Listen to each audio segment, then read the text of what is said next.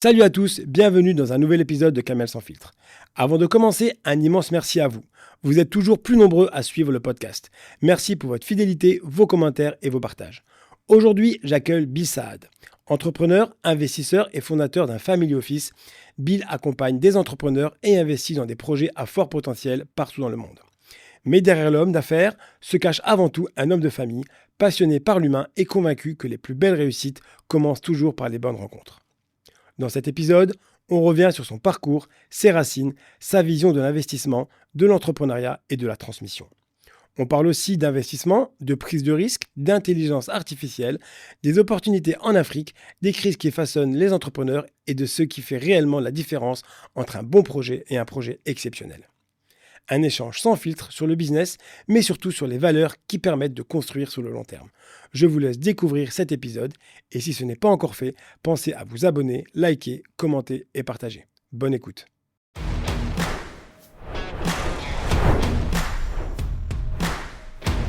Where sustainability and social welfare are at the core of our concerns, where technological lead.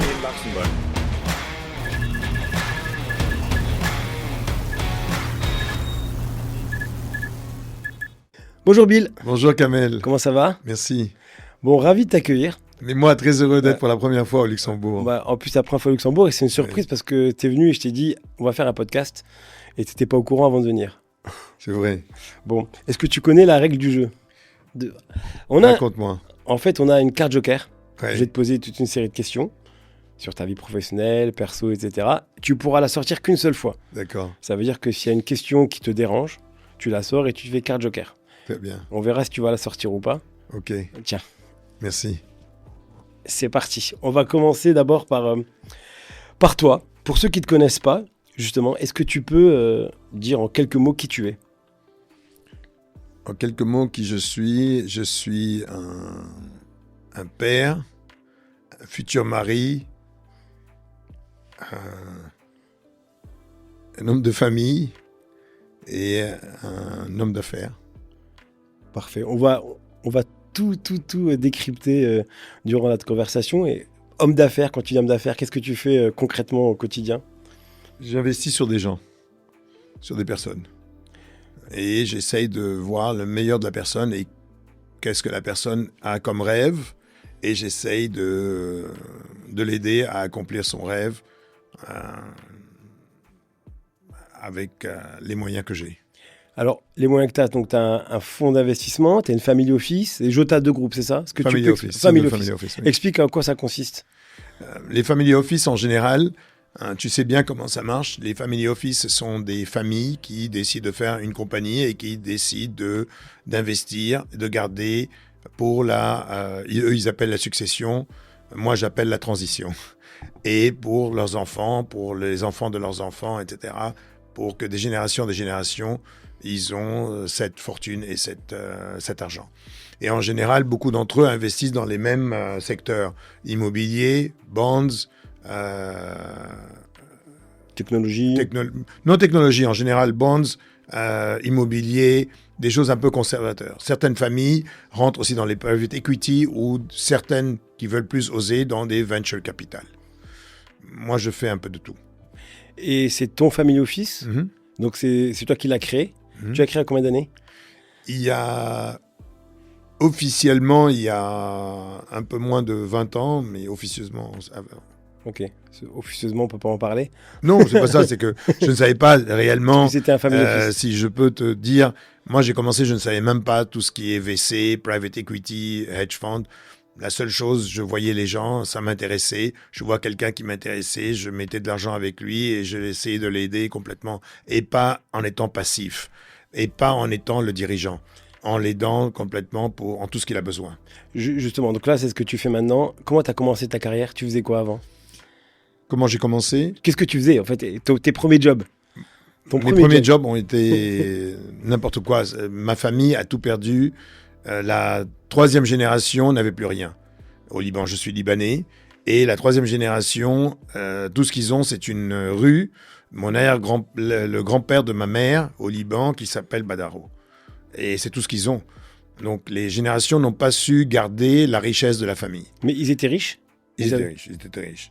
Et de deux côtés, du côté Austria de ma grand-mère, très très riche avec les services de table, et du côté de mon grand-père paternel, des banquiers, des premiers banquiers, des grands médecins, et du côté de ma mère, ce sont les sheikhs de la montagne, Ok.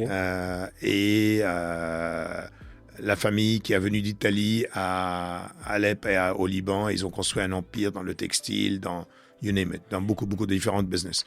Mais quand je n'ai parti avec la guerre à Paris, à partir de, je crois, 17-18 ans, mon père perd tout. Mais vraiment tout. Et il y a un complexe, je parle beaucoup de ce complexe, de certaines familles, quand ils perdent tout, ils ont peur de raconter. Je ne sais pas si ça arrive dans différentes familles, mais ils ont peur, ils ne disent pas, ils cachent, ils essayent de montrer qu'ils ont quelque chose qu'ils n'ont pas. Et donc, j'étais obligé de travailler, d'étudier et de trouver de l'argent. Et tu faisais quoi alors? J'ai tout fait, j'ai fait des passerelles, tu te rigoles là. Ouais, je rigole. Des passerelles J'étais très grand, très beau. Ouais. Et je faisais des passerelles tu l'es toujours. Je faisais des passerelles de fashion show. Passerelle, c'est quoi passerelle? Fashion show. Ouais. Tu sais, comme des défilés. Mannequin. Des défilés. Ok. Pas grand mannequin, petit mannequin. Ok. Même, par exemple, ils ont besoin de gens pour être dans une émission de télévision où ils te payent seulement pour être là-bas et figurant, pour sourire, ouais. être figurant. Voilà, figurant. Ou bien photo d'une main. Aussi, j'ai tout fait. Corriger des notes de maths. T'étais bon en maths? Moyennement. Et tu corrigeais. Parce qu'ils prennent, par exemple, des assistants de professeurs. Ok. Donc, j'ai des... when you need money, you have to do lots of things. Ensuite, je faisais du télémarketing. Mais le télémarketing, je vendais zéro. Pourquoi? T'étais pas bon vendeur? Je sais pas, mais je disais mon nom Bill Saad à Paris, Ok. dans une compagnie de télémarketing, pour vendre des produits financiers. Et les gens passaient 5 minutes seulement à penser à mon nom et pas m'écouter sur le produit. Pourquoi? Tu penses qu'ils disaient quoi? Parce que Bill comment? Bill Saad. J'ai changé mon nom après 2 semaines d'avoir des zéros et j'avais peur qu'ils me renvoient. J'ai changé mon nom en Dominique Dancourt. Et je me suis acheté à 2 francs ou 3 francs un petit miroir. Et j'étais dans un petit cubicule. Je souriais avant même d'appeler. Et tu disais, je m'appelle... Et à temps en temps, j'appelais, j'avais peur, je remettais le téléphone. Et après, j'ai commencé à parler. J'ai changé un peu le script. Et c'est devenu comme magic. Et donc, j'ai commencé à vendre. Et le superviseur, à l'époque, voulait me renvoyer parce que j'ai changé complètement le script. Et le patron, qui on est devenus très, très bons amis, a dit non, tu vas changer le script pour tout le monde. Et j'ai commencé à changer le script parce que j'aime être très naturel avec les gens. Et voilà. Et donc, tu vendais des produits financiers, c'était vers produits quel âge? financiers. J'avais 20 ans, 21 ans, Okay. avant d'aller au Canada. Okay. Donc après, j'ai été au Canada. Ma mère était mon boss. Ton I was admiring her. Okay. J'admirais beaucoup ma mère, de ce qu'elle a fait. Elle a représenté le Liban dans plus de 45 pays à travers le monde. Elle est morte à l'âge de 54 ans. Okay. Et c'est une femme que jusqu'à maintenant, ça fait 24 ans qu'elle est morte, jusqu'à maintenant je parle d'elle. Dans les speeches, dans les choses, avec les clients, avec mes investisseurs, avec les familles, je parle beaucoup d'elle. J'adore mon père. Ma mère a été une personne qui a cru beaucoup en moi. Et c'est très important que quelqu'un croit en toi. Et donc là, tu étais une vingtaine d'années, toujours. Donc après, comment tu fais pour cette transition de entrepreneur, investisseur Non, j'ai travaillé pour différentes... J'ai essayé de travailler en France pour des compagnies que je ne vais pas te citer, des grosses boîtes de consultation. Et t'ont dit non. Et des boîtes de brand management. J'avais envoyé plus de 500 CV. Ok. J'ai dû changer de temps en temps. Certains me disaient overqualified avec les diplômes que tu as. Je commence à avoir des diplômes. D'autres qui me disaient, j'ai demandé après 5 interviews, je lui ai dit à une autre compagnie, laissez-moi commencer sans me payer pour 3 mois. Ils m'ont dit, il faut pas ça en France. Donc c'était très compliqué. Et j'ai eu la chance que mon ex-femme, que j'admire énormément également, m'a aidé de rentrer dans un grand groupe italien qui achetait et vendait des grandes boîtes, des grandes compagnies. Et on m'a pris comme petit consultant avec eux. J'ai travaillé beaucoup avec eux au Canada, dans un grand groupe qui était un peu la compétition de Tiffany au Canada. Et j'ai appris, j'ai essayé. J'ai eu un président américain qui a voulu me donner me faire confiance, de prendre les choses que personne ne voulait dans cette boîte. Que ce soit database management, que ce soit l'Internet, que ce soit le web, que ce soit le call center. Et ça m'a aidé énormément de pouvoir prendre des choses qui ne sont pas hot, qui ne sont pas fun, que personne ne veut. Et j'ai vu que ce serait pas mal de voir des choses que personne n'est en train de regarder. Ils ne sont pas intéressants et ce n'est pas très glamour, si tu veux, glorieux, Glamour, ou comment on ouais. dit. Glamour. Pour rentrer dans ces choses-là. Donc aujourd'hui, parmi tout ce que tu fais, qu'est-ce qui te passionne le plus ? Le fait d'avoir ces réunions-là avec les sociétés dans lesquelles tu as investi. Ce qui me passionne le plus, Oui. réellement, c'est de démarrer quelque chose. Oui. Je me sens, c'est très bizarre, je me sens comme une start-up. Et je disais à quelqu'un, quand tu es pauvre, c'est là que tu peux te réinventer. Tu n'as pas le choix, tu n'as pas d'argent. Donc je me réinvente tout le temps. Et dans le Covid, j'ai baissé. Et la nouvelle compagne avec qui je veux me marier me donne tellement de paix que je l'admire tellement et ça me permet, mes enfants, j'adore comment ils sont, ça me permet beaucoup de me relancer. Les gens qui travaillent proches de moi à travers le monde, c'est la même chose. Je me sens comme un jeune, comme toi, comme si tu as 30, comme si j'ai 30 ans. Et t'asseoir avec moi et de me donner de ton temps, je me sens tellement, comment on dit en espagnol, agradecido.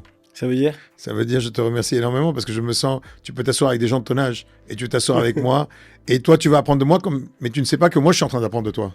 Excellent. Tu as appris quoi là de moi justement ?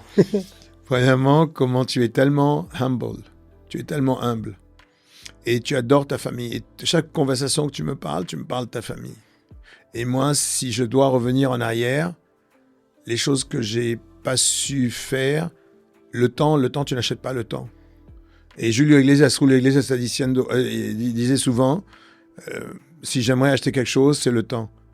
Et le temps de passer avec tes enfants, le temps de prendre le temps. Et je ne prenais pas le temps. J'allais très vite dans beaucoup de choses. Et de temps en temps, tu tombes. Et je suis tombé plusieurs fois. Et là maintenant, Je sais prendre plus mon temps. Ouais. Tu parlais de ta future épouse qui t'apaise. Oui. Elle fait quoi ? Elle est mannequin, elle est top modèle encore. Elle est étonnée qu'elle est à 50 ans encore top modèle, au top. Elle était la muse de Yves Saint Laurent pendant plus de 13 ans. Et elle est la muse d'un grand designer français qui s'appelle Stéphane Roland, une personne que j'admire énormément, qui a énormément de talent. Tu sais, être haute couture en France, ils sont seulement 11. Et elle est elle représente l'ambassadrice de Bulgarie. Et elle a beaucoup de travail. Elle s'appelle comment ? Nieves Alvarez.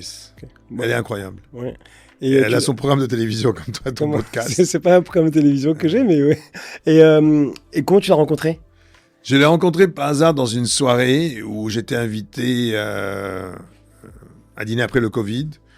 Et elle était très, très sympathique au départ. Et quand je lui ai dit mon nom, elle est devenue antipathique au maximum. Et moi, je pose beaucoup de questions comme toi. Je suis intéressé par les gens. Et je l'ai trouvée très show-off en me disant qu'elle était ambassadrice de Maserati, de Bulgarie. Je me dis, qu'est-ce show-off ? Et après, elle a arrêté de me parler. Et je suis parti de ce restaurant énervé, je ne sais même pas pourquoi. Et je marche près de ma maison et je vois une genre de pancarte avec cette femme. Et je vois son nom, Lola. Parce que je pensais que son nom était Lola. Et j'appelle mon père qui vit au Canada et je lui dis, papa, j'ai rencontré une femme très antipathique, mais c'est la femme de ma vie, elle s'appelle Lola. Et je ne sais même pas pourquoi j'ai fait ça. Et un an plus tard, je l'ai revue de nouveau et voilà. Et ta vie tourne beaucoup autour des femmes. Hein. Donc tu parlais de ta mère, là, donc, de ta future épouse. Et tu as aussi créé en fait une fondation qui s'appelle Tara for Women. Est-ce que tu peux m'en dire plus ? Oui, Tara a été créée seulement il y a 5 ans, 4 ans et demi, 5 ans. Et ça fait longtemps que je pensais à faire cette fondation, mais pour différentes raisons, je ne le faisais pas.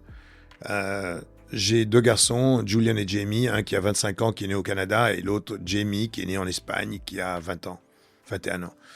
Et j'avais Tara. Tara est née au Canada. Elle avait 8 mois et elle est décédée. Et ça a été un changement total dans ma vie. Et cette fondation a été créée. Depuis le temps, on a commencé à aider des fondations, d'associations dans les pays où on travaille. C'est une façon de dire, merci à la société, merci à la vie de redonner, que ce soit de l'argent ou du temps, parce que le temps est très important. De temps en temps, le temps est beaucoup plus important que l'argent. Et les Américains le font très bien. Beaucoup plus que nous. Beaucoup plus que les Européens, beaucoup plus que les Latinos, beaucoup plus que les Libanais. Est-ce que tu sais pourquoi? Beaucoup de gens disent parce qu'ils ont un return de... Je crois que c'est dans la mentalité, à mon avis. Hein.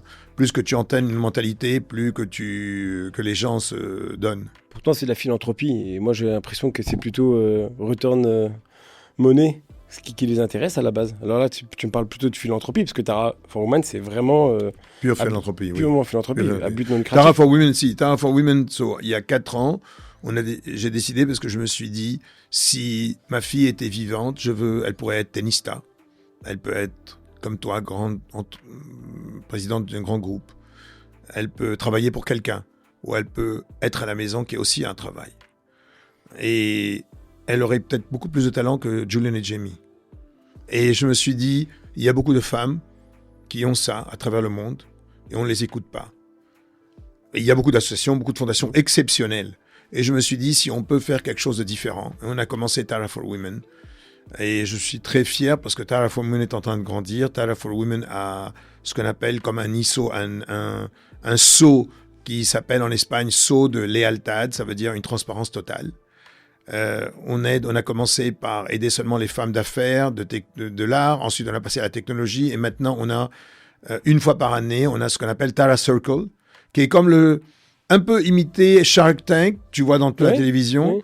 Mais c'est une des premières en Europe, un peu. Il y a d'autres sûrement, mais on est très fiers de l'avoir en Espagne pour maintenant.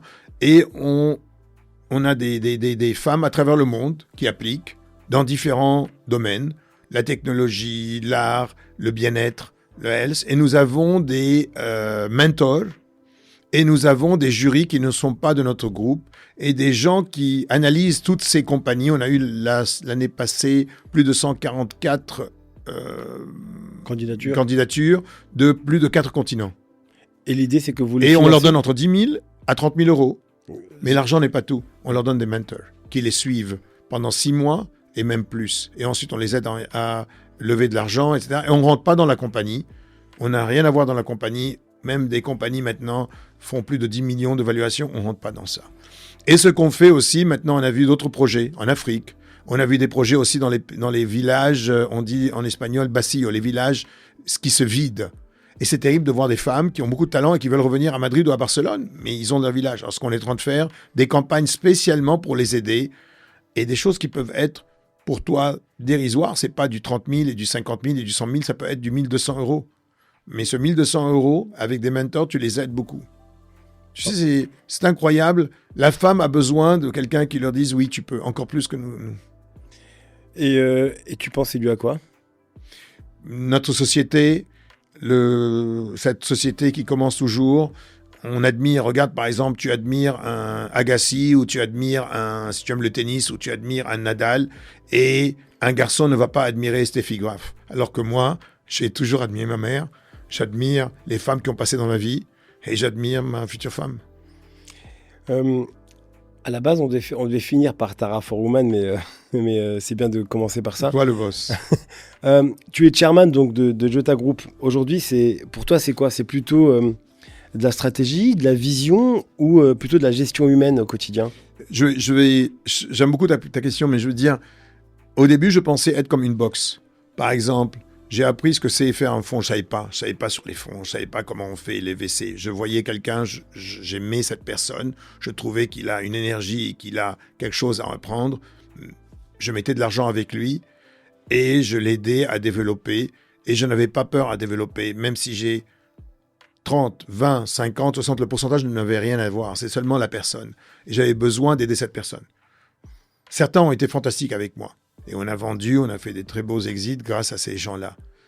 Mais je me suis dit, pourquoi faire une box d'une single family office? Comment? La seule chose, je me suis entouré, et je suis content, et je suis en train de continuer à m'entourer de professionnels. De gens qui savent mieux que nous. Ou qui savent d'autres choses que nous, on ne sait pas. Je sais ce que je suis. Beaucoup de gens ne savent pas ce qu'ils sont bons à. Moi, je sais ce que je suis bon à faire. Et t'es bon à quoi? Je suis bon à monter comme un puzzle, à voir le meilleur de la personne et à part la vision, ce qui est plus important que moi, la vision, c'est la résilience. Et si je me mets quelque chose, je vois avant même d'entrer dans quelque chose, qu'est-ce qu'on va le vendre, comment on va le vendre et à qui on va le vendre. Donc c'est un peu bizarre ma manière de penser. Et quelle est la partie la plus invisible, la plus difficile selon toi pour un dirigeant? Celle que les gens ne voient pas? Qu'il y a beaucoup de micro-problèmes qui arrivent et qu'il est seul. Et c'est pour ça que tout le groupe, tu sais ce genre de groupe où beaucoup de dirigeants veulent être comme une pyramide. Moi j'ai toujours voulu casser ça. Et j'ai travaillé beaucoup, de temps en temps je disais j'ai cassé ça et les gens me disaient non, ça revient à toi la décision. Et c'est affreux d'être critiqué, c'est très difficile d'être critiqué. Et j'ai horreur, souvent je dis j'ai horreur d'être critiqué, mais je travaille sur chaque critique. D'ailleurs, j'ai 3 coachs, un qui a 70 ans, un qui a 74 et un qui a 25 qui est mon fils. Je n'ai pas cette limite et je n'ai pas et tout le monde a un ego, mais je n'ai pas ce genre d'ego de dire je veux pas apprendre. Et c'est très difficile avec mon fils, ça a été le plus difficile d'apprendre à écouter, de l'écouter et d'accepter que c'est pas mon fils. Bah oui, un jeune de 25 ans en plus. Il voyageait avec moi dès l'âge de 12 ans dans différents endroits et il a une tête. Les deux sont incroyables.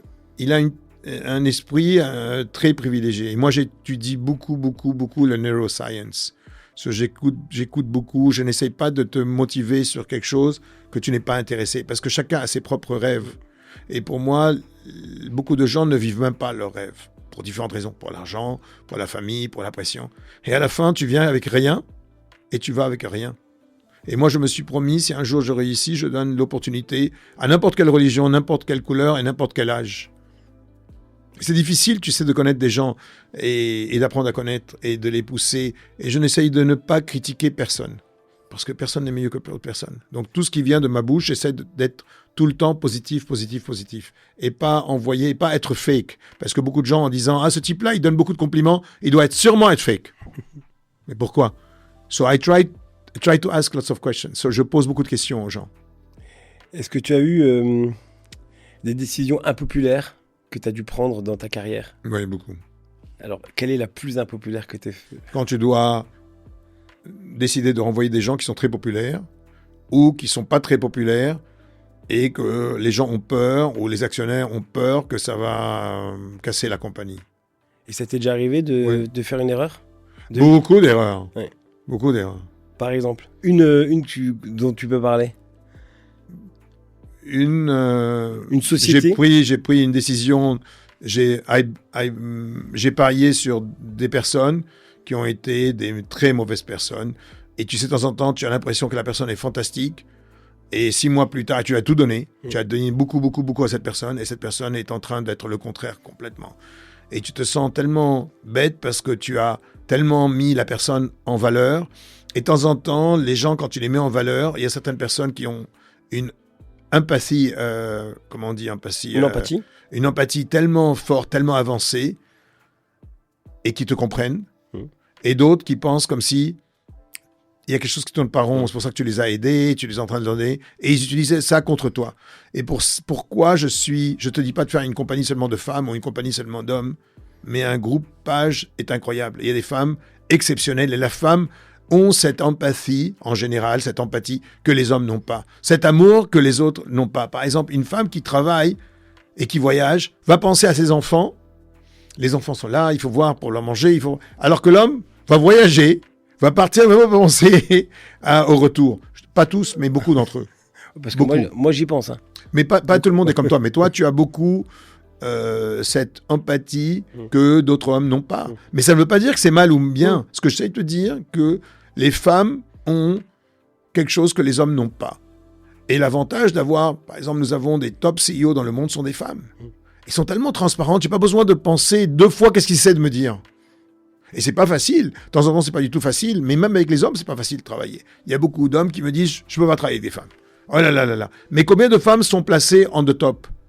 Et c'est ce que je me dis. Et moi qui investis dans la IA et que j'aime beaucoup la technologie et je crois beaucoup dans la science, je me dis, j'ai cette théorie, si on met plus de femmes et plus la cervelle de la femme dans la machine, on va éviter que ce monde devienne comme une science-fiction, que les machines mangent tout ce monde et que ce monde termine. et pour les enfants de mes enfants, on garde un monde meilleur. C'est une théorie. Il y a des gens qui ne sont pas d'accord avec moi. Il y a des gens, des médecins, des gens que je rencontre dans le monde qui me disent non, je ne suis pas d'accord, c'est une bêtise que tu es en train de dire. Et peut-être c'est une bêtise. Mais je crois tellement dans ça que plus de 15% de mon temps est de travailler avec les femmes. Par exemple, on s'est associé beaucoup avec un groupe qui s'appelle Women Tech.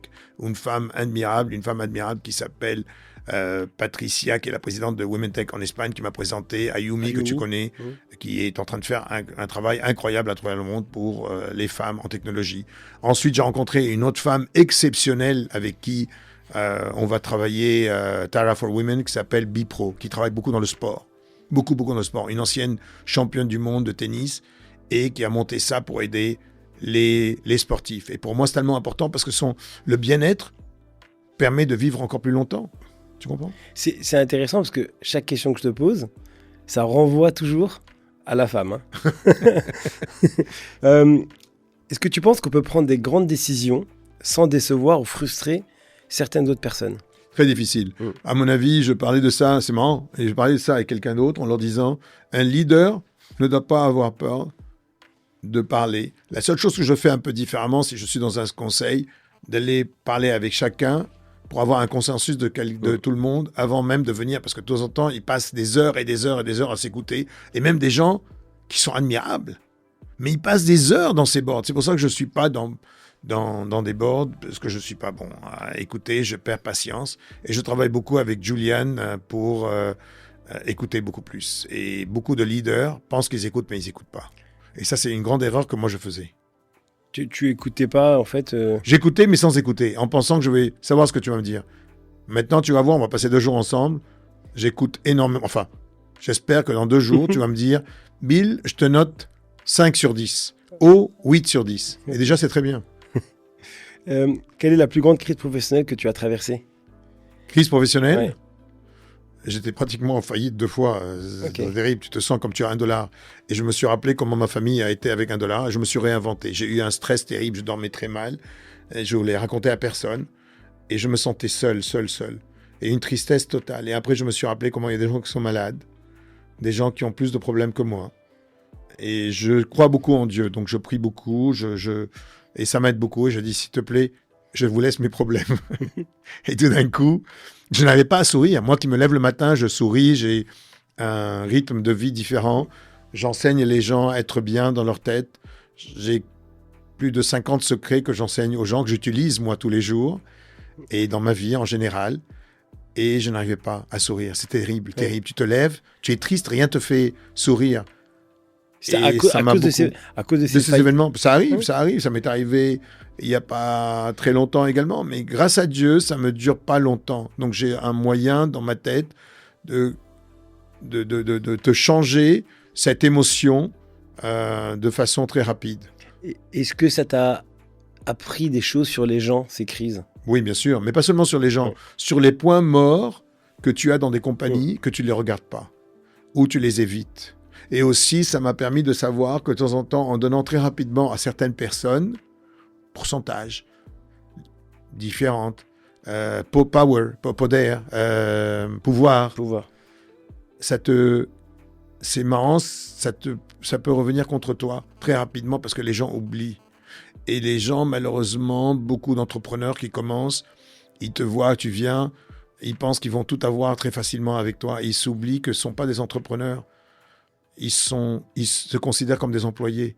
Et quand ils ont un problème, ils ne savent pas travailler avec ce problème. Et tu ne peux pas t'imaginer combien de gens je vois dans mon monde qu'avec des petits problèmes, ou des gros problèmes, ou des problèmes d'argent, ils ont même peur de dire, tu sais quoi, je ne veux pas être payé maintenant, moi.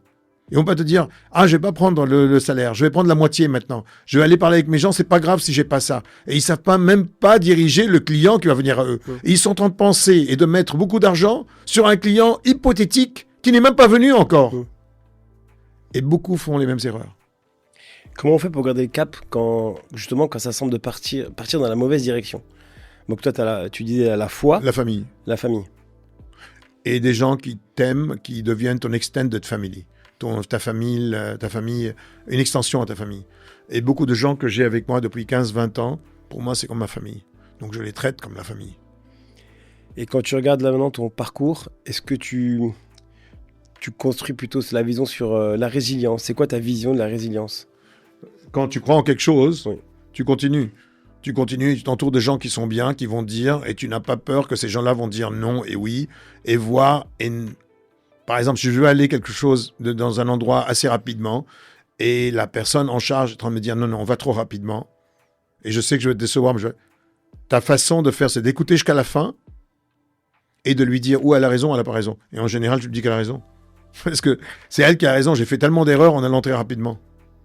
Et toi, t'aimes bien prendre ton temps ou justement maintenant Maintenant, je prends mon temps. Okay. Avant, non. Et y a-t-il un moment C'est une loterie. Tu sais la chance qu'on a, toi et moi, on est vivants ce matin. Oui. Il y a des gens qui sont partis. Oui. Mais justement, oui. On est entièrement d'accord.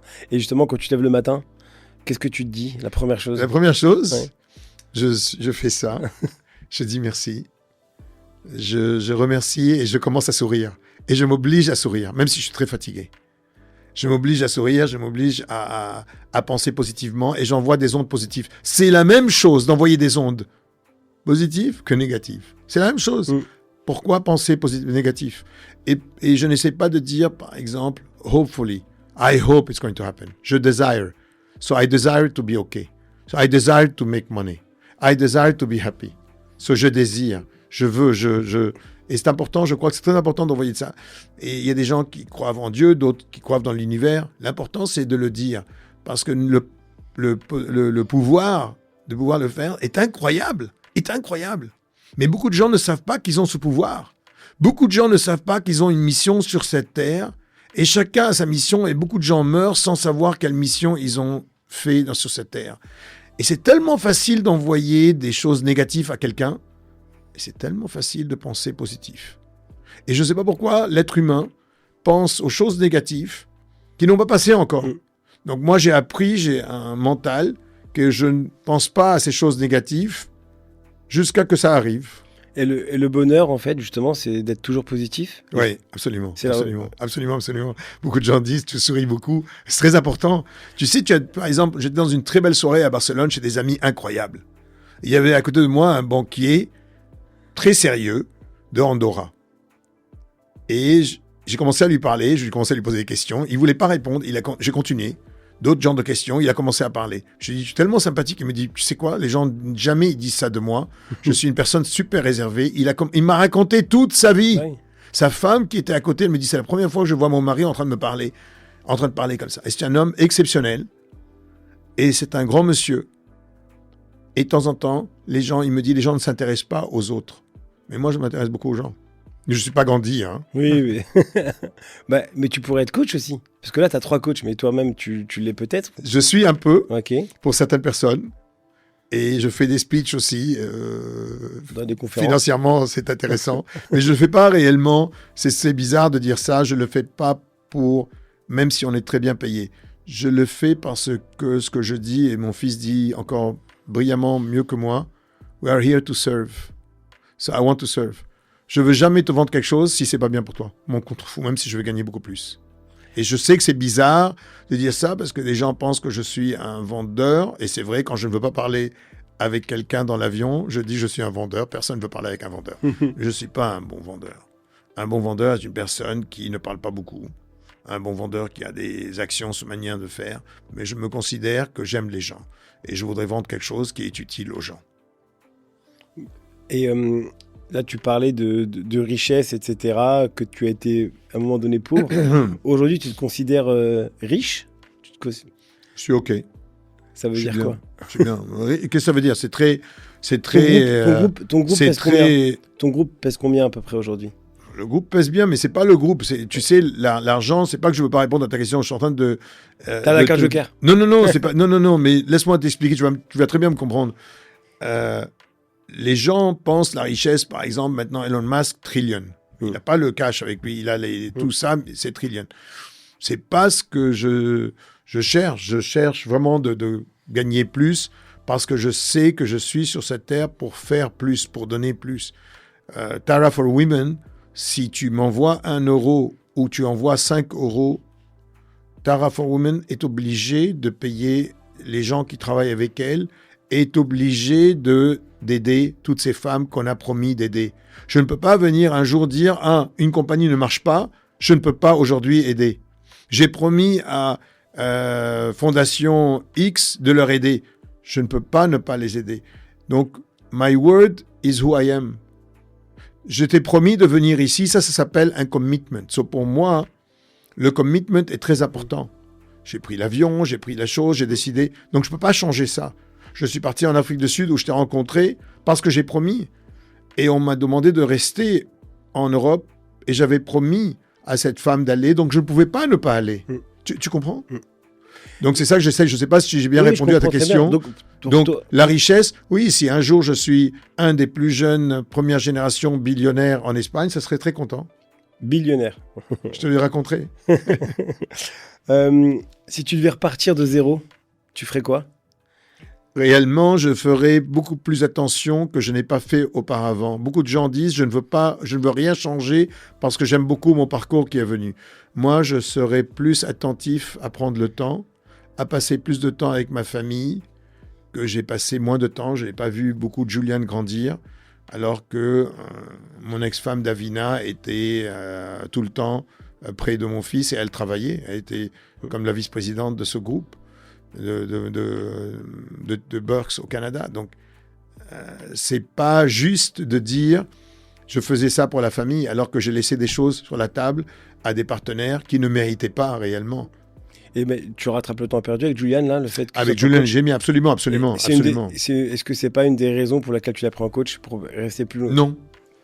Pour peut-être au début, rattraper le temps perdu. Au début, tu as tout à fait raison. C'est très intelligent ce que tu dis. Et après, j'ai vu qu'il peut m'aider sur des points et me rappeler des points que je lui ai enseignés, que j'ai oubliés ou qui sont enfoncés dans ma tête. Et c'est très bizarre. J'utilise beaucoup des mots que moi je lui avais dit d'une autre forme, qui me le répète et que je suis en train d'utiliser. Donc c'est pas grave d'apprendre. Il y a beaucoup de gens qui disent non. Je ne peux apprendre de personne parce qu'il a 25 ans. Qu'est-ce que je vais apprendre d'un type de 25 ans? C'est ça. He's growing like crazy. Mais c'est un peu ton miroir aussi. Peut-être qu'il t'a vu évoluer pendant toutes ces années. Oui, sûrement, mais il a beaucoup évolué, papa. Ouais, tu sais, quand tu lis beaucoup, quand tu étudies aussi la psychologie, quand tu sais très bien écouter, j'aimerais un jour pouvoir dire que je sais écouter comme mon fils. Justement, que tu dis quand tu lis beaucoup. Toi, tu lis un petit peu? Oui, beaucoup, mais des livres, pas beaucoup de romans. Pas beaucoup de romans. Tu lis quoi, le genre de livre? Tout genre, depuis neuroscience, management. Maintenant, je suis en train de lire différents livres. Mais je lis aussi, ça c'est une autre grosse erreur, je lisais diagonale. Donc, tu n'apprécies pas. Et je faisais tout rapidement. C'est comme si j'étais à la recherche de quelque chose. Mais c'est bizarre, peut-être pour être quelqu'un, parce que je voulais réussir. Tu comprends? Tu lisais pour essayer pour apprendre très rapidement. Acquérir des connaissances. Et je ne pouvais pas aller chercher un coach, payer un type de 50 000 balles pour m'aider à apprendre quelque chose. Et beaucoup de gens disent « Oh là là, payer un coach 50 000, nunca ». Mais il s'en va faire du sport. C'est la même chose. Beaucoup de gens s'oublient eux-mêmes. Ils disent « Pourquoi je veux un coach ?» Tu n'as pas besoin d'un coach. Et comment tu n'as pas besoin d'un coach? C'est comme te laver. C'est comme faire attention à ta santé. Et les gens, maintenant, commencent beaucoup plus dans le monde à voir que c'est très important de faire attention à sa santé, à son bien-être. Parce que si tu es bien ici, c'est un miracle. Tu peux faire tout ce que tu veux. Et moi, je crois, les rêves ne sont pas seulement pour les enfants. Je rêve tous les jours. Oui, t'es encore un enfant. Merci. Merci, Kamel. Tu parlais des livres. Quel livre t'as le plus marqué? Trillion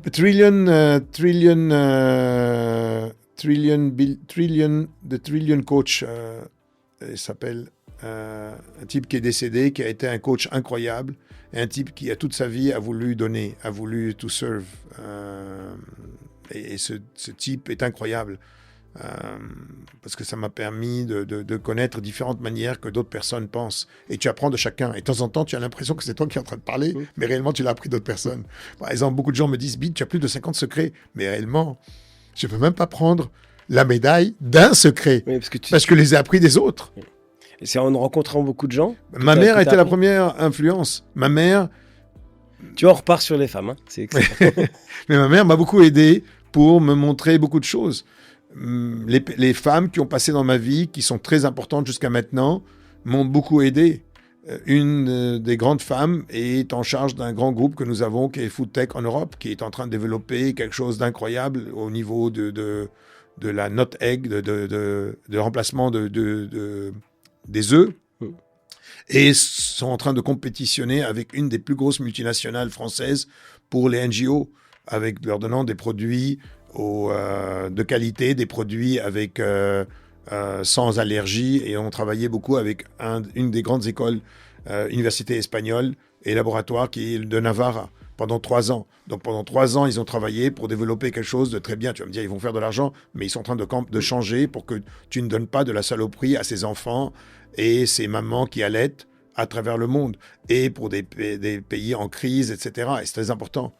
Tu comprends? Ouais, je comprends. Donc tout ça, c'est venu pas par mon idée, par cette idée de cette femme qui a eu cette idée avec son groupe de développer le food tech de cette compagnie qui s'appelle Nutrition. Justement, en parlant des entreprises sur lesquelles tu as investi ou tu accompagnes, il y a combien de sociétés à peu près? Est-ce que tu le sais? Réellement, il y a beaucoup de sociétés, parce que des sociétés où tu participes même très peu et tu as aimé le dirigeant, tu veux le faire, tu veux l'aider. Tu comprends ce que je ne sais pas si je m'explique bien. Et tu les connais toutes ou tu en as oublié? Non, mais je ne connais pas tout le monde. Non, je connais pas tout le monde. Et laquelle pour l'instant je travaille beaucoup actuellement avec un groupe scientifique qui est incroyable, qui sont pour le militaire et pour le civil, mais réellement tout a commencé il y a 7 ans, quand ces jeunes sont venus me voir et ils ont vu d'autres personnes. Et j'étais très honoré qu'ils ont demandé qu'on les accompagne. Et ce sont des jeunes brillants d'aérospatial. Et ces jeunes, tout a commencé parce qu'ils voulaient servir. C'est pas pour faire de l'argent. Ils ont vu que le Concorde est tombé et qu'il y a eu des débris et qu'il y a eu plus de 130 morts. Et tout ça pour un débris d'un ancien avion qui est entré dans le moteur. Et ces jeunes voulaient développer quelque chose qui n'existe pas, qui existe actuellement, de mettre au-dessus d'un SUV, d'une voiture, 5 caméras super sophistiquées de vision avec AI. Et personne ne voulait les accompagner, peut-être l'université, etc. Ils mettaient tout leur argent. Et notre groupe a décidé, avec certaines fantastiques associés, d'entrer avec nous. Et maintenant, la compagnie est considérée comme étant une des premières compagnies au monde qui détecte pratiquement à 60 km/h n'importe quel débris. Donc pas seulement pour éviter la mort, mais pour éviter que les compagnies aériennes qui perdent des billions de dollars, milliards, de perdre avec par exemple un petit moteur pour un avion de chasse, un petit débris, on appelle ça en anglais FOD, Foreign Object Debris, rentre dans le moteur et tu vas payer 4-5 millions. Maintenant, ils sont en train de rentrer dans l'aéroport de Abu Dhabi. Ils travaillaient aux États-Unis, ils vont continuer maintenant beaucoup plus aux États-Unis. Ils vont commencer au Mexique et j'espère très bientôt maintenant en Espagne. Et je suis content parce que je me sens tout le temps, je peux avoir plus ou moins de pourcentage, mais je me sens tout le temps comme en dessous. Donc j'essaie d'apprendre. Par exemple, je te raconte ces choses-là comme si je raconte. Oui. C'est ça qui. Alors que tu ne connaissais pas le absolument. Donc je rentre dans des choses et je trouve des gens incroyables. J'essaye pas de les faire sentir moins importants. Au contraire, j'essaye pas de prendre de décisions. Donc je travaille sans qu'ils sachent ce que je suis en train de faire, mais pour eux. Et je viens jamais comme une surprise mal pour eux. Tu comprends ce que je veux dire? Et c'est ça que j'essaie de faire. Et cette compagnie, par exemple, est une compagnie qu'on peut être très fier parce qu'il n'y a pas beaucoup dans le monde qui ont ça. Donc maintenant, je veux commencer beaucoup plus de parler d'eux parce qu'ils sont en train, leur produit est pratiquement... parce qu'il y a plusieurs produits qu'il faut faire. Et pour l'armée américaine, c'est très important d'avoir tous les produits terminés. Tu ne peux pas... on est audité très fort avec eux, etc. Et la compagnie est une compagnie européenne qui travaille avec les Américains et qui travaille avec les Européens. Donc je veux faire grandir beaucoup en Europe parce que je suis très fier. C'est une compagnie qui est la base a commencé au Portugal et utilisant différents groupes. Et maintenant, on vient d'ouvrir un bureau à Séville. C'est à Coimbra, au Portugal ou Coimbra, oui. Au centre de Portugal, où il y a beaucoup d'accélérateurs technologiques. Alors, tu as parlé d'IA, vite fait tout à l'heure. Oui. C'est quoi ta vision de l'IA et comment toi tu disais que l'IA serait beaucoup plus formidable s'il y avait plus de femmes qui, disons, si on utilisait plus les datas ou disons le comportement féminin. Et là, on aurait moins de soucis, moins d'inquiétudes pour le futur. Mais c'est quoi ta vision de l'IA? Comment tu appréhendes ça? Comment tu l'utilises au quotidien? Et qu'est-ce que tu vois pour le futur? si tu permets, je vais faire seulement une matisse. Je n'ai pas dit exactement ça. Ce que j'ai dit, je ne suis pas un spécialiste de IA. Nous investissons, notre groupe et le groupe des actionnaires, nous investissons beaucoup dans le IA, mais nous ne sommes pas des spécialistes. Nous trouvons différentes personnes, on essaie de trouver des produits, parce que beaucoup de gens utilisent la IA et ne font pas d'argent.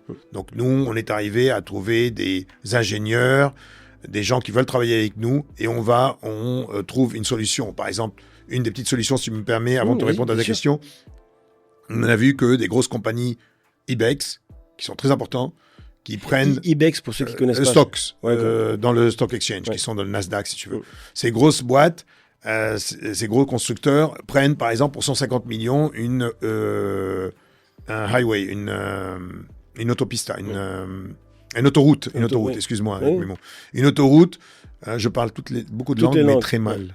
Beaucoup de langues, mais très, très mal. Ton français est très bien. Merci, c'est gentil, je suis en train de faire... C'est la première interview en français. Et ils prennent pour 20 ans ou 15 ans les autoroutes. Et ils ont des softwares pour te dire combien ils sont obligés de garder de l'argent pour maintenir cette autoroute pendant 10 ans et 15 ans et 20 ans.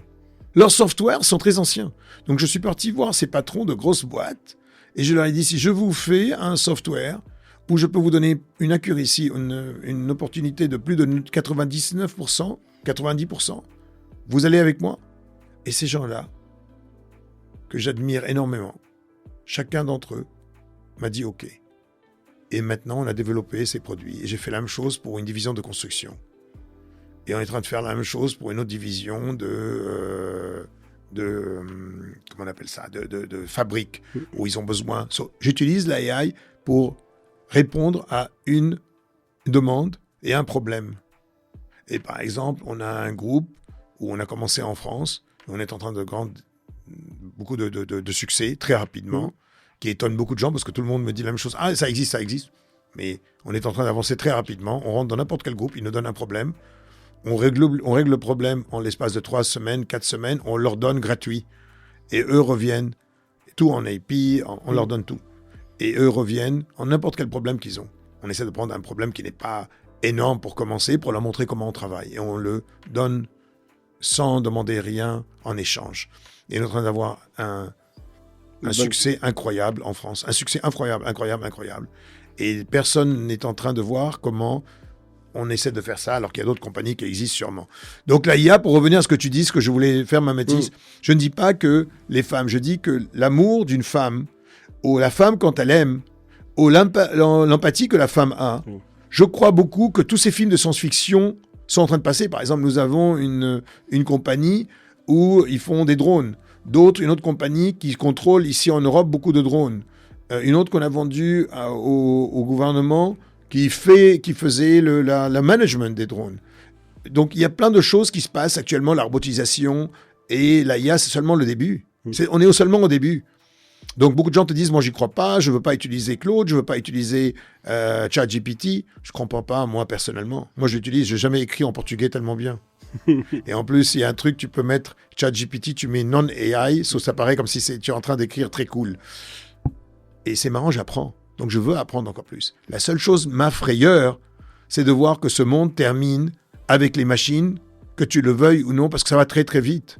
Regarde, les gens sont en train de cloner de temps en temps des personnes, ou par exemple, des gens utilisaient ma voix et ma photo pour essayer d'avoir de l'argent de certains de mes employés. Imagine-toi. Donc c'est terrible ce qui se passe. Donc il y a des gens qui utilisent bien l'IA et des gens qui utilisent mal l'IA, mais je sais que c'est ici pour rester. Et beaucoup de gens l'utilisent dans des compagnies, mais beaucoup de compagnies, les gens ne travaillent plus 100 heures. Ils ne travaillent même pas 10 heures parce qu'ils font tout avec l'IA. Donc c'est pour ça que des groupes comme on a développé actuellement aident beaucoup des grosses compagnies pour utiliser encore mieux leurs propres dirigeants. Tu as des call centers. Je crois que dans ton groupe, tu as en fait une société où tu as des call centers. Ces gens-là peuvent être remplacés par des Ils sont. D'ailleurs, il y a certaines choses qui sont font. Tu sais, par exemple, on a des inbound. Inbound, ce sont les entrants, les appels entrants. Et on a, par exemple, la machine qui travaille seule le soir et qui dispatche. Et quand on veut répondre, parce qu'il y a une régulation européenne que tu dois répondre en X minutes, sinon tu as des pénalties. Et on a un robot qui répond à différentes choses. Et chaque fois, avec l'IA, on apprend encore plus pour voir comment on va répondre, et ensuite se met en queue pour que la personne rappelle. Et ça va réduire ton nombre d'employés ou pas?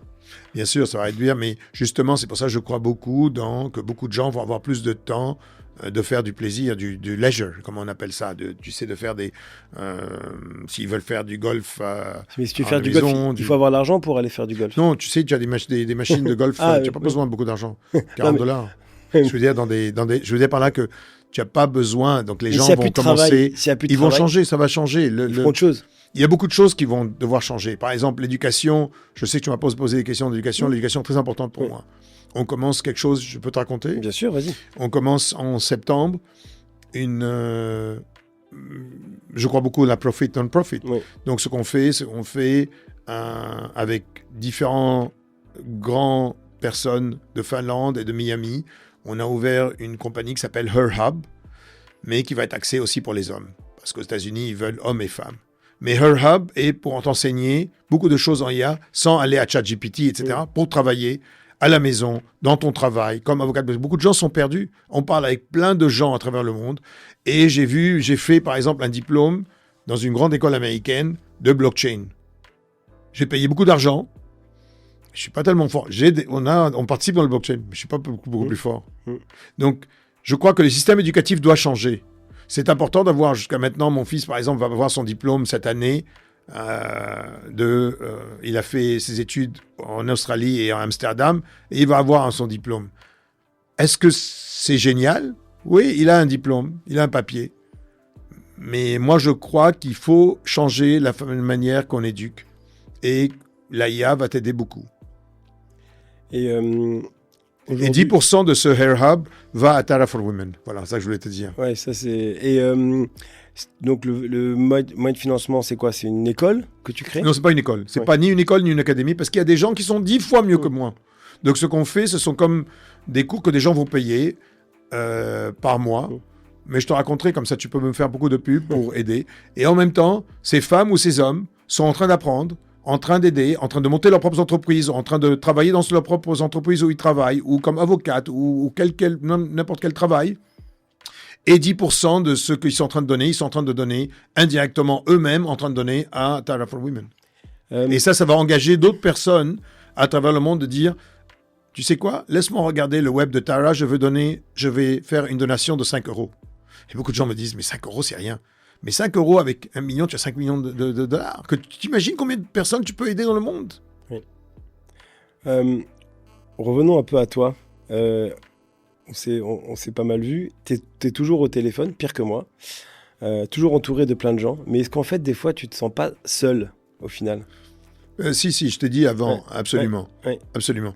Mais j'apprends à vivre avec ma solitude, parce qu'avant, je ne savais pas vivre comme, par exemple, Julian ou ma future femme, être seul. Et j'apprends beaucoup ça maintenant. Eux, ils savent être seuls. Oui, très bien. Et ça, c'était un grand problème pour moi, un grand challenge. Et le challenge, meaning, je devais trouver une solution. Donc, dans ma tête, j'essayais de trouver des solutions et j'arrivais pas. Donc, maintenant, j'écoute de la musique seul. J'essaie de faire de la méditation seul. C'est encore mieux. Mais j'aime beaucoup les gens. C'est mon caractère que je ne peux pas changer. Je ne veux pas changer mon caractère. Mais je suis en train d'apprendre les belles choses qu'eux ont, qui me permettent d'être mieux dans ma tête. Je vais parler d'un fun fact. Parce que... Je ne sais pas si tu m'as compris. Si, j'ai tout à fait compris. On parlait de ta future épouse. Elle est mannequin très connue. Oui. Elle est plus connue que toi, donc. Hein. Moi, je ne suis pas connu. Moi. Ouais, tu n'es pas connu. Mais justement, quand on tape ton nom, ton prénom, on voit plutôt des choses autour de paparazzi. Ça se passe comment quand tu as des paparazzi qui te tournent autour? Rien, bien. Mais les gens veulent que tu leur donnes un contenu. Mais je ne donne aucun contenu. Je dis thank you. Ou je parle de Tara for Women. Les gens ne sont pas intéressés. Donc, réellement, la star, c'est elle. Je participe internationalement où elle va. Mais j'essaye pas de passer ni sur un photocall, parce que c'est elle la star. Par exemple, elle a reçu la médaille de la ville de Madrid. Il y a 4 jours, je suis parti, mais je n'ai pas passé dans aucun photocall. Elle, tu sais, photocall, c'est... elle a reçu Woman Influencer of the Year. Et est-ce qu'elle veut que tu sois à côté d'elle ou c'est toi ou elle veut pas? Oui, bien sûr. Toi, tu dis non. Non, mais elle protège beaucoup my privacy. Parce que c'est important, quand tu es private, c'est important. Des paparazzis te suivent, ils font leur boulot, ils sont pas méchants, mais je n'ai rien, je suis pas un footballeur et je n'ai rien à vendre réellement. Et réellement, tout ce que j'ai, c'est travailler avec des gens. Et c'était marrant, la dernière fois, un paparazzi a dit « Je suis très content, Bill nous sourit. » Mais je suis très motivé parce qu'elle a son skincare qui fait très bien. Et elle a commencé ça s'appelle Nieves Beauty. Oui. Et elle vend maintenant, pas seulement en web, en Internet ou en Europe, les gens l'achètent, mais réellement dans les pharmacies. Et ça a passé à un autre niveau parce que beaucoup de gens pensent qu'un top modèle, tu sais pas. Et elle a travaillé vraiment très fort avec des laboratoires français et espagnols pour développer ce qu'elle a. Et maintenant, c'est devenu le peeling est devenu un des meilleurs en Espagne. Elle a aussi cette crème que je veux t'offrir de 50 qui est incroyable pour le soleil. Donc, elle travaille beaucoup. C'est quoi, c'est la crème solaire? Je crois que j'en ai besoin. Oui, non, maintenant avec le soleil que vous avez ici, c'est incroyable. Ah, t'as vu, il y a du soleil au Luxembourg. Hein. Incroyable, incroyable. Tu vois, il faut déménager. Oui. Donc, quelle est la personne la plus importante que tu aies rencontrée dans ta vie? Connue. Parce que sinon, est-ce qu'il y a une personne qui dit waouh, j'ai été impressionné? Je ne l'ai pas connue, si tu veux que je te dise. Je ne l'ai pas connue. Et si je devais la connaître, j'aurais tellement aimé la connaître, c'est Nelson Mandela. Ouais. Parce que j'ai travaillé en Afrique du Sud il y a longtemps. Et là, je recommence de nouveau. Tu sais, je t'ai raconté, grâce à la compagnie anglaise, on s'est associé avec mes anciens collaborateurs. On recommence de nouveau en Afrique du Sud. Donc, je suis très, très, très motivé. Et on a été, c'est marrant, j'ai été pour faire du non-profit. Et ça va être quelque chose d'incroyable. Et je veux pouvoir créer ensuite pour les femmes un genre de venture capital en Afrique du Sud pour les aider. Mais Nelson Mandela, parce que t'imagines, tu as été tellement maltraité et tu es resté digne. Et une autre personne, comment, avec toute cette obsession qu'il avait, parce que je suis très, when something I want to do it, I'm obsédé, et je suis pas fort comme lui, ça a été Steve Jobs dans ma vie, tu sais. Donc, ces gens-là, j'aurais aimé vraiment les connaître. Une autre personne que j'aurais aimé beaucoup, que peut-être je vais connaître cette année, c'est Branson. Parce que s'il a fait, c'est incroyable. Richard Branson, c'est Virgin. Ouais. Une autre personne que je voudrais connaître, c'est André Agassi, qui a beaucoup souffert, que j'ai vu et j'adorais le voir au tennis. Mais j'ai connu pas mal de gens connus de différentes manières. Ce sont des gens, c'est marrant, des gens que j'ai pas connus encore, que j'ai envie, que j'admire. J'ai vu André Agassi il y a 1 mois et demi à Boston. Hein. Ah. Et justement, il a investi dans une start-up qui fait de l'IA pour améliorer les coûts en tennis. Ah, bien, donc, wow. Et je pense que tu peux facilement discuter avec lui, parce que je pense même qu'il cherche des investisseurs si ça t'intéresse. Il en a parlé lors de sa conférence. Le mot héritage, qu'est-ce que ça signifie pour toi? Heritage. Legacy. Qu'est-ce que tu aimerais laisser comme trace? C'est marrant que tu dis ça. Réellement, je veux que les gens ne se rappellent pas des compagnies ou des chiffres d'affaires. Je veux qu'ils se rappellent que Bill a aidé des femmes, des hommes à monter leurs propres affaires. Ils ont réussi. Et que nous avons Tara for Women, quand je ne suis pas là, que mes enfants qui fassent ce qu'ils veulent, mais qui continuent Tara for Women dans différents pays pour qu'ils... C'est pas ma fondation. Beaucoup de gens se trompent. J'essaie d'amener plus d'autres femmes, d'autres fondations de femmes ensemble pour qu'ils travaillent ensemble. Je m'en fous d'avoir la médaille. Je veux même pas la médaille. Je veux rien. Je veux même pas apparaître. Mais je crois que c'est très important et je crois que c'est ça qui serait très beau. Je veux pas mon nom. Je veux seulement que les gens se rappellent cette personne m'a aidé à être là où je suis. Et que dirais-tu au Bill Saad quand il avait 15 ans, quand il était ado? Tu lui aurais dit quoi comme conseil, là, si tu avais un conseil à lui donner? Bill Saad quand il avait 15 ans. Change de nom et de prénom. Non, tu sais ce que j'aurais dit? J'aurais dit continue to believe in your dream, crois dans tes rêves. Ne laisse personne bouger tes rêves, même si tu as des bumpy roads. Tu sais, des bumpy roads comme ça, ne laisse personne te dire que tu ne peux pas réussir. Chaque personne, il a son rêve, il peut le faire. Tu as tellement de gens, ils sont médecins, ils veulent être pianistes. L'autre qui voulait être tennisiste, il est devenu financier. L'autre travaille dans une private equity, il n'est pas heureux. Il fait des millions de dollars, il n'est pas heureux. Et il va mourir, il ne va même pas toucher son argent. Combien de personnes ont dans des private banks de l'argent qui ne touchent même pas? Ils disent, on va garder ça. In case something happened. Look, combien de personnes ont perdu leur argent au Liban ou dans d'autres pays ou en Grèce. Tu comprends?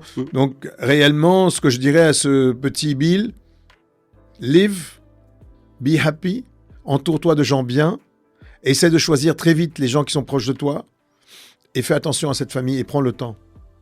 Et réellement, I'm looking forward to meet the Bill dans 25 ans. Parce que chaque 10 ans, je suis en train de compétitionner avec moi-même. Et tu penses que tu es meilleur d'année en année? Ouais, absolument. Ça, c'est 100% sûr. Et je ne veux pas que tu penses que je suis en train d'être non humble. Hein. Mais de verdad, je vois que apprendre des gens, écouter les gens, t'entourer de jeunes personnes, de bonnes personnes, de différents âges, t'aide beaucoup à être une meilleure personne. On a bientôt fini. Est-ce que tu as un message à donner en fait aux entrepreneurs, aux gens en fait en général? Bon, t'en as dit pas mal déjà, hein, mais quelque chose. Un message, je veux te dire, tout le monde cherche de l'argent, que ce soit Agassi ou que ce soit quelqu'un de très grand, tout le monde veut faire du raising. Moi, je n'essaye pas de faire du raising. Je raconte mon projet, je raconte ce que je fais et j'essaye d'inviter les gens s'ils ont envie de rentrer. S'ils n'ont pas envie, tu les invites pas. Et je sais que ça semble bizarre parce que les gens sont tous en pression. Et l'autre problème qui se passe beaucoup dans des fonds ou dans des private equity, ils font tout, ils te font la cour pour te faire rentrer ton argent. Quand tu as ton argent, ils t'oublient. Et ça, c'est une grande leçon pour apprendre que la communication est la plus importante. Beaucoup de gens dans les sociétés oublient de communiquer. Ils disent, mais ils communiquent pas. Et ils ne font pas des agreements. Par exemple, un agreement, moi je fais un agreement avec tout le monde. Avec toi, avec ma femme, avec mes enfants, avec mes associés. Un agreement et tu n'assumes pas, tu ne penses pas. Parce que beaucoup de gens, tu es triste et tu as l'impression que ce type-là n'a pas fait le travail. Mais tu ne l'as pas dit. Tu ne l'as même pas demandé. Est-ce que tu peux terminer ça pour la semaine prochaine? J'aimerais beaucoup pour jeudi. Non, je ne peux pas. Jeudi, je peux le faire pour lundi. C'est très simple. Mais au moins, tu ne mets pas de frustration parce que beaucoup de frustration, c'est très marrant. Beaucoup sont les mêmes types de frustration que tu as dans ta tête. Et ça, c'est pourquoi ça m'a aidé beaucoup de lire et d'étudier beaucoup la neuroscience. Parfait. Tu comprends? Très bien. Alors, on aurait pu rester des heures. Hein. Mais là, ça fait 1 heure. Dernière question. Si tu étais à ma place, qui devrais-je inviter dans un prochain épisode? Qui tu aimerais être à ta place? Ma future femme. Tu penses qu'elle voudra venir? Je ne sais pas, il faut lui demander. Je n'ai pas son agenda. Elle est francophone? Oui, elle a passé 13 ans avec en France, je t'ai raconté. Mais il y a plein de gens qui sont exceptionnels, et des gens exceptionnels. Je te remercie beaucoup que tu as pensé à moi et que tu m'as fait cette surprise. Et j'aime beaucoup à nu comme ça me permet beaucoup de penser, malgré que de temps en temps je perds mon français et je ne trouve pas mes mots et je répète, j'ai fait attention, j'ai vu que j'ai dit 2 fois pouvoir. Non, je te rassure, tu as été très bien, ton français a été très bien. Et donc, à toi de convaincre ton épouse de venir à l'émission. Merci beaucoup. Merci à toi, Kamel. Merci. Top.